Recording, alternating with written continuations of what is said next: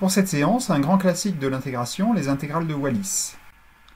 Alors une fois n'est pas coutume, un tout petit peu d'histoire. Wallis était un mathématicien anglais du XVIIe siècle. Il a fait ses études à Cambridge.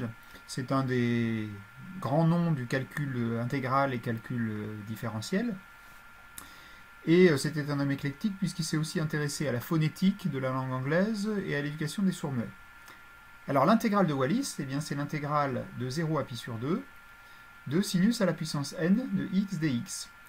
On peut montrer sans grande difficulté que si je mettais le cosinus à la place du sinus, c'est la même intégrale, il suffit de faire le changement de variable qui consiste à poser t égale pi sur 2 moins x.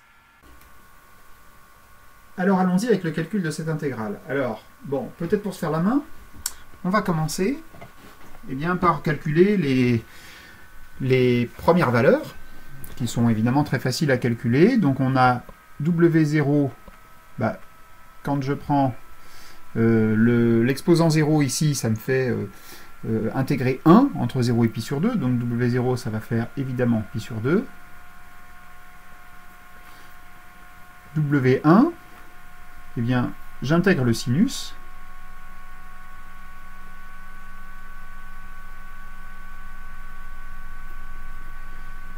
Une primitive du sinus, c'est moins le cosinus. Entre 0 et pi sur 2. Et là, le calcul est rapide. Cosinus de pi sur 2, ça fait 0. Moins cosinus de 0. Donc plus cosinus de 0, c'est-à-dire que c'est 1.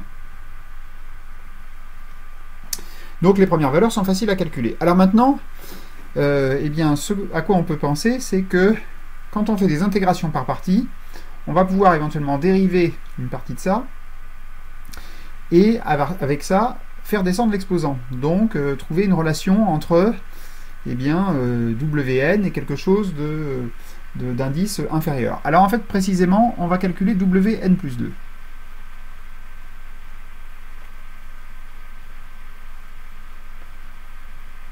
Alors, c'est le sinus, c'est l'intégrale du sinus à la puissance n plus 2, je vais l'écrire tout de suite. L'intégrale du sinus à la puissance n plus 1 de x, que je multiplie par le sinus de x. Et là, évidemment, on va penser une intégration par partie. Alors, celui-ci, il est facile à primitiver. Et celui-ci, on va le dériver, et là, ça va nous faire tomber l'exposant de 1. Donc, on pose u de x égale sinus à la puissance n plus 1x, v de x égale sinus x, et donc, on va dériver celui-ci, v' de x ici. La dérivée, c'est n plus 1 sinus à la puissance n. Je tombe l'exposant de 1, et puis multiplié par la dérivée de ça, évidemment, cosinus x. Et puis v de x, comme précédemment, c'est moins cosinus x. Donc, Wn plus 2,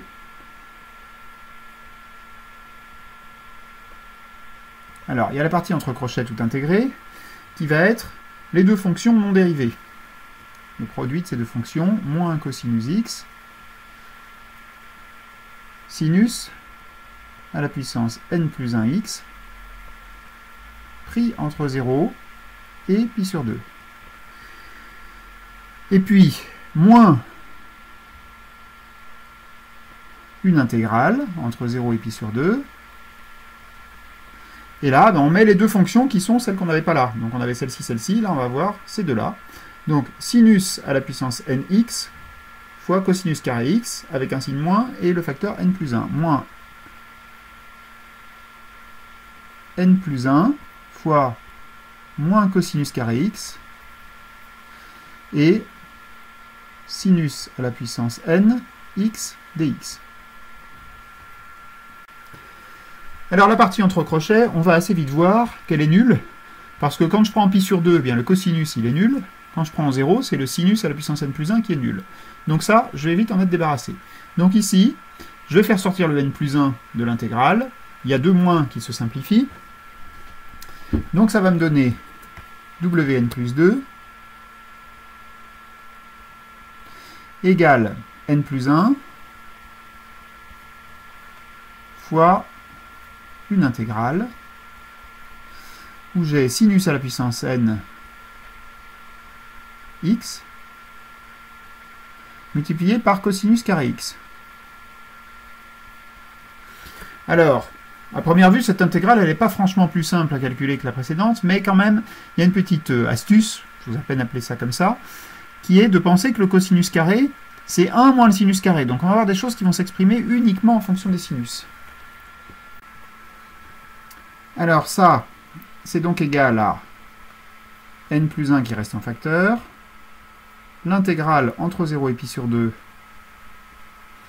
de sinus à la puissance n x, 1 moins sinus carré x dx. Alors je vais séparer ça en deux intégrales. Ça fait donc wn plus 2 égale n plus 1. Ça va me faire sinus à la puissance nx que j'intègre entre 0 et pi sur 2, moins, alors il y a toujours le n plus 1 que je distribue, intégrale entre 0 et pi sur 2 de sinus à la puissance n plus 2,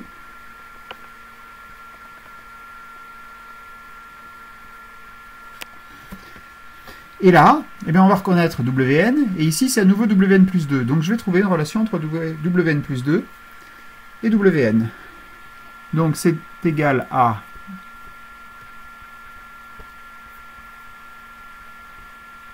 n plus 1 Wn moins n plus 1 Wn plus 2. Donc, on fait passer tout Wn plus 2 de l'autre côté, il y est n plus 2 fois, ça va me donner que Wn plus 2 est égal à n plus 1 divisé par n plus 2 multiplié par Wn. On a donc trouvé une relation entre Wn et Wn plus 2. Alors comme on a calculé W0 et W1, eh bien on va pouvoir, en faisant des sauts de 2, eh bien calculer toutes les valeurs des Wn pour tout n. Alors voici les résultats auxquels nous sommes parvenus. Ça va nous permettre de calculer la valeur de l'intégrale de Wallis. Il va falloir distinguer selon le cas où l'entier n, ici, est pair ou impair. Alors commençons par le cas où il est pair, on va l'écrire 2k. Alors, ça commence par pi sur 2. À chaque fois, on va multiplier le pair précédent. Donc on commence par pi sur 2.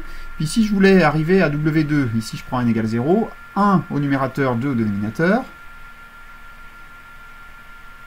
Et puis, la fois suivante, ce sera 3 et 4.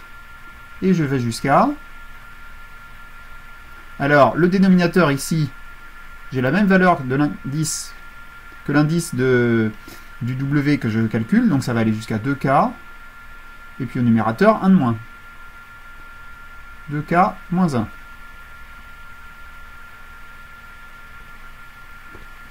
Pour W2K plus 1, c'est-à-dire un entier impair, ça marche presque de la même façon.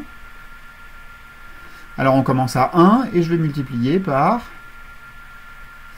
Et ici, si je fais n égale 1, ça veut dire que je calcule W3, eh bien je vais avoir 2 au numérateur et 3 en bas.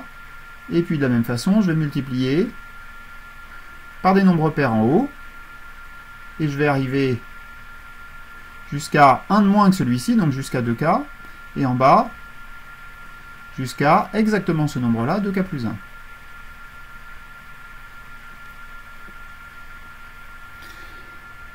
On a donc trouvé une expression pour les intégrales de Wallis en devant distinguer selon qu'on est pair ou impair. Alors, cette expression, on peut la simplifier un tout petit peu. Ça nous rappelle les factoriels, mais ce n'est pas tout à fait des factoriels parce que on multiplie les entiers en faisant des sauts de 2. Mais ça, on va s'en tirer. Alors, quand ici j'ai tous les nombres pairs, c'est pas trop difficile parce que je mets en facteur 2, puis une nouvelle fois 2, puis une nouvelle fois 2, k fois. Donc je vais avoir 2 puissance k. Et puis il va me rester 1 fois 2 fois 3 jusqu'à k. Donc ça va être 2 puissance k fois factoriel k. Quand ici j'ai les nombres impairs, alors on ne va pas pouvoir faire ça. Ce qu'il faut faire ici, c'est multiplier par le produit de tous les entiers qui manquent, donc 2 fois 4 fois, etc. jusqu'à 2k. Et là, je reconnaîtrai une factorielle, et puis je divise par la même chose que je sais traiter. Donc, pour W2k, j'obtiens... Alors, je vais réécrire la même fraction.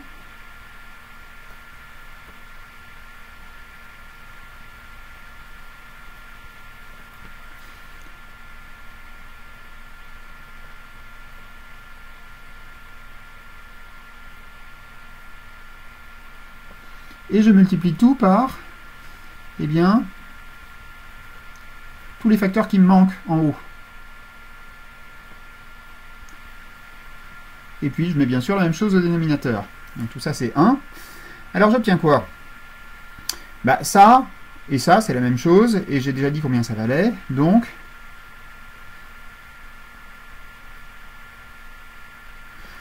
ça fait 2 puissance k, mais au carré, donc 2 puissance 2k,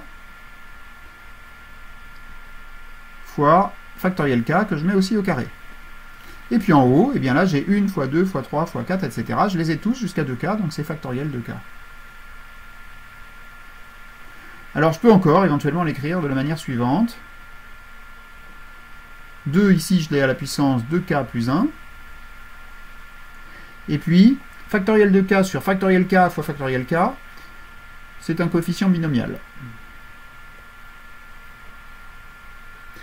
Voilà donc l'expression de l'intégrale de Wallis pour les entiers pairs.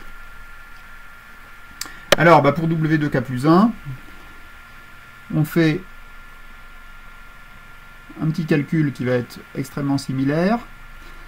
Donc je multiplie par 2 fois, etc. jusqu'à 2k au numérateur.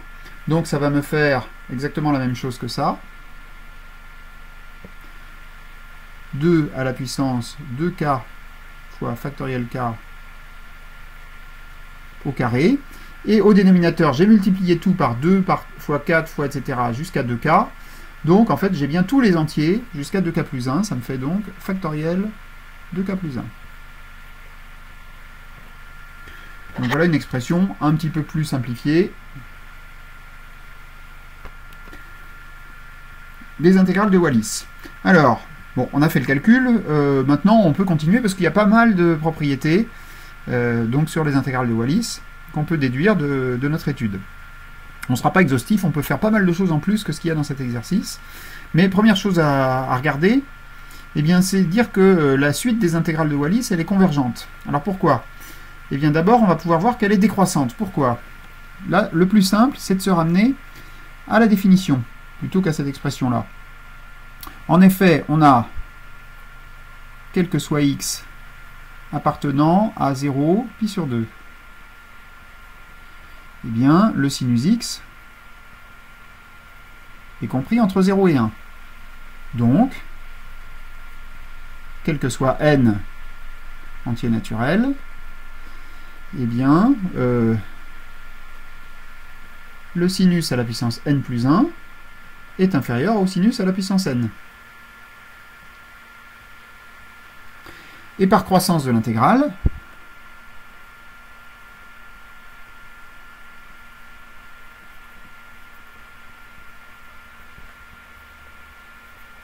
eh bien, on en déduit que je prends l'intégrale de ceci entre 0 et pi sur 2, je prends l'intégrale de ceci, ça me fait wn plus 1, et là, j'obtiens wn. Donc la suite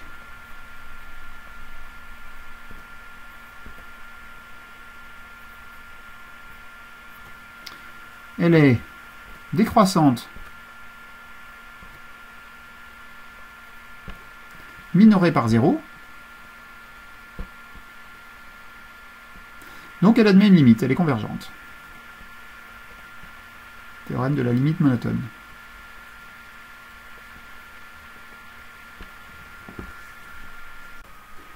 Autre résultat sur les intégrales de Wallis, sur la suite de ces intégrales, c'est que wn plus 1 sur wn tend vers 1.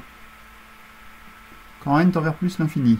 Alors ça, eh bien, on a la décroissance qu'on vient d'utiliser. Alors je vais écrire la chose suivante.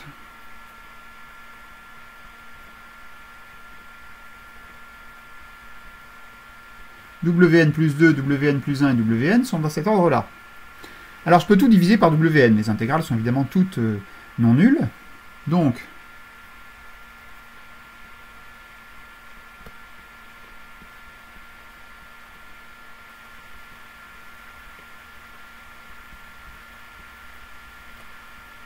ici j'ai évidemment 1. Et Wn plus 2 sur Wn, eh bien c'est précisément la relation de récurrence qu'on a établie. C'est n plus 1 sur n plus 2. Ça tend vers 1. Donc on a encadré Wn plus 1 sur n plus 1 entre deux suites qui tendent vers 1. Théorème dit des gendarmes. Donc on a ce résultat.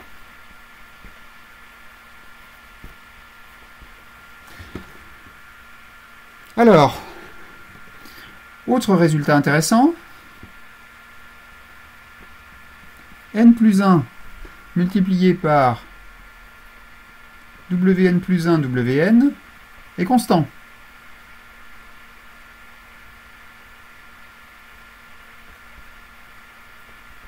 Alors, il y a deux manières de le voir. On peut reprendre l'expression Wn et Wn plus 1 en distinguant selon la parité de n. Et on voit qu'il y a pas mal de choses qui se simplifient entre les numérateurs et les dénominateurs. Mais en fait, il y a même un tout petit peu plus simple que ça. Parce que, eh bien, je peux écrire que si j'écris cette expression au rang suivant.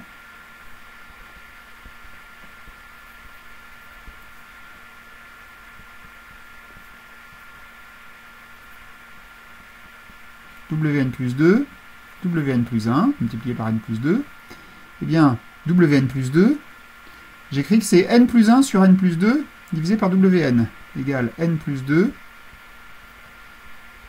n plus 1 sur n plus 2, Wn, et puis j'ai Wn plus 1. Et donc ça me donne bien n plus 1, Wn plus 1. Donc ça c'est cette expression au rang n, et celle-ci c'est au rang n plus 1. Donc ça c'est vrai quel que soit n. Donc en particulier, donc c'est une suite constante, et c'est égal, eh bien je vais regarder combien ça vaut quand je fais n égale 0. Et donc, quel que soit n, W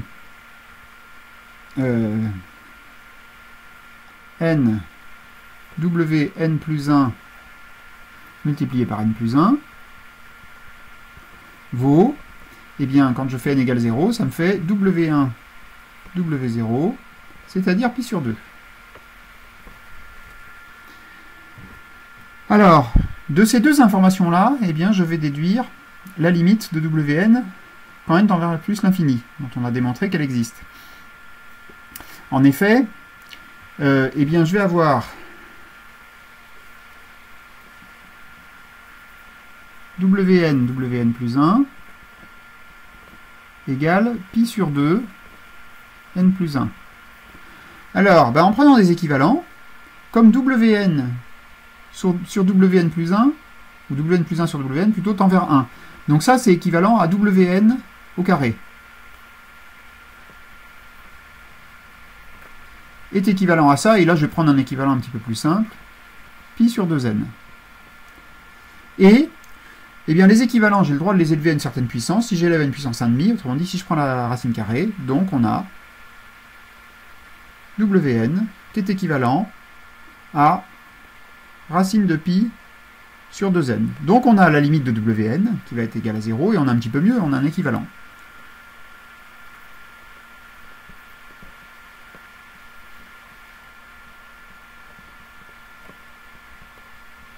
Voilà, et donc ça tend vers 0 comme une constante divisée par racine de n. Alors pour terminer, un petit corollaire de ce qu'on vient de montrer, qui est de donner un équivalent du coefficient binomial n parmi 2n. On a vu tout à l'heure que W indice 2k ça pouvait s'écrire pi sur 2 à la puissance 2k plus 1, k parmi 2k. Bon, et puis ça, on a vu que c'était équivalent à racine de pi sur 2 fois 2k, donc sur 4k. Bon, et bien ça, on en déduit tout de suite que W indice de k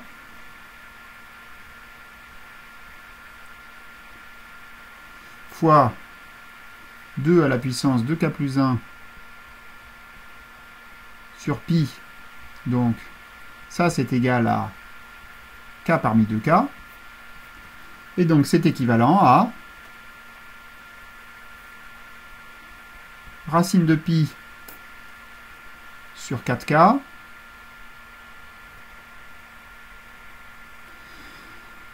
multiplié par 2 à la puissance 2k plus 1 sur pi. Donc si on simplifie ça ici, le racine de 4 c'est 2, donc je vais enlever 1 de l'exposant ici, et puis le pi va se retrouver en racine au dénominateur. Donc je vais avoir 2 à la puissance 2k